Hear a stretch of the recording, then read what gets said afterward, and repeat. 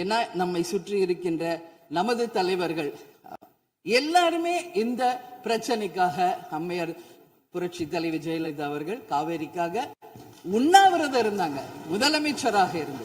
கலைஞர் அவர்கள் இதற்காக பல போராட்டங்கள் நடத்தினார். அண்ணன் ஸ்டாலின் அவர்கள் பல தீர்மானங்களை நிறைவேற்றி இருக்கிறார்கள். அது மட்டும் இல்லை, இதுவரைக்கும் முதல்வராக இருந்த அத்தனை பேருமே இதற்காக நாம பேசி இருக்கிறோம், போராடுகிறோம், சட்ட ரீதியாக நாம் அதற்கான தீர்வுகளை காண்கிறோம். அது மட்டும் இல்லை, காவிரி மேலாண்மை ஆணையம் ஒரு தீர்ப்பு சொல்றாங்க, உச்ச நீதிமன்றம் ஒரு தீர்ப்பு சொல்றாங்க. எதுவும் பேசியும் இதுவரைக்கும் தீர்வு இல்லை.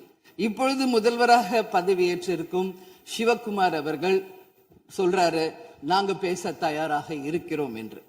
நமது முதல்வரும் சிவகுமார் அவர்களும், நான் என்ன சொல்றேன், இது எல்லாரும் மக்களுடைய, இப்போ இந்த அவை இது முக்கியமான சட்டமன்றம். இங்க வந்தவொன்னு எல்லாருக்கும் என்ன கொடுக்கறாங்க?